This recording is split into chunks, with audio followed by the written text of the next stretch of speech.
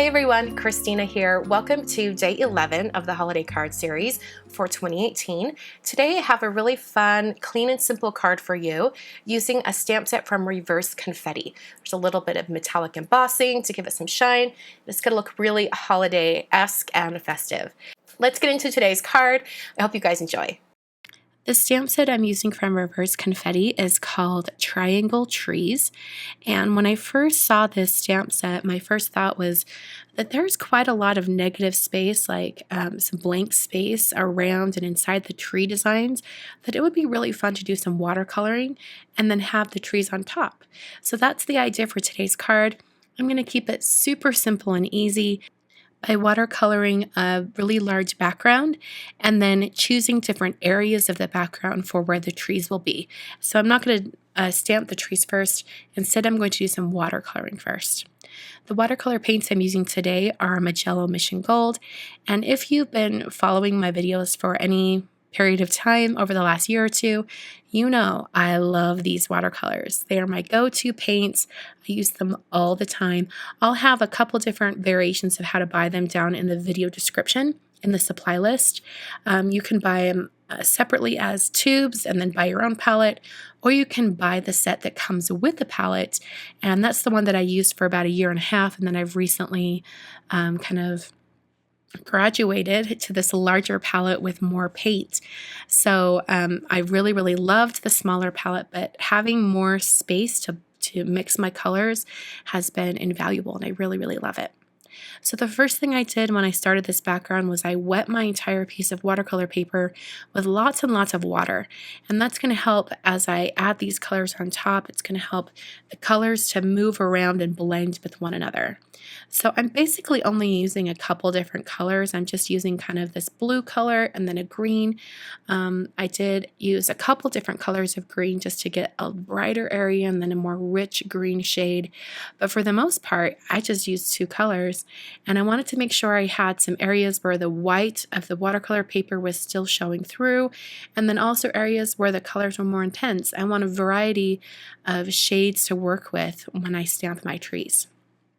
So I used a heat tool just to speed up the drying process, but you could definitely just let it air dry. And then I peeled off all the tape, and now I'm going to stamp my trees.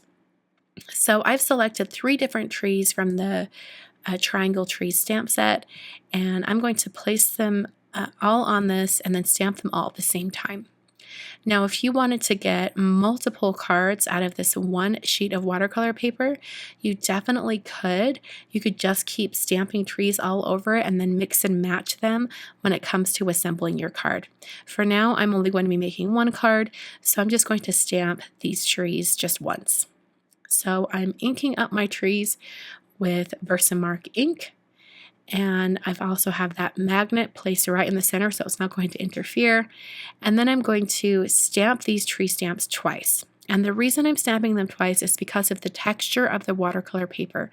The texture is not going to allow the stamp to get a really good impression on that first go. So it's always a great idea to stamp images on watercolor paper twice. That's why using a MISTI stamp positioning tool is like critical almost for creating a watercolor stamped piece like this.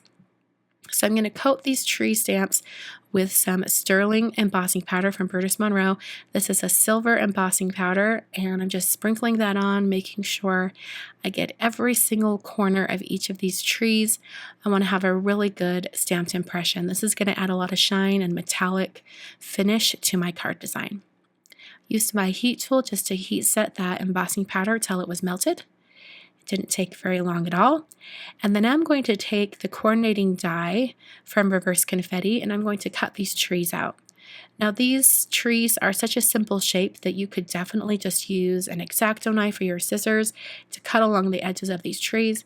I just found it really easy just to use the die. It was super easy to run through my die cutting machine.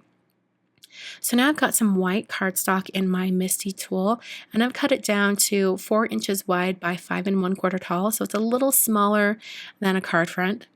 And I'm positioning the trees on that paper, so then now I can position my greeting stamp. I'll remove the trees before I do the actual stamping, but for now I just wanted to see exactly where it would be positioned.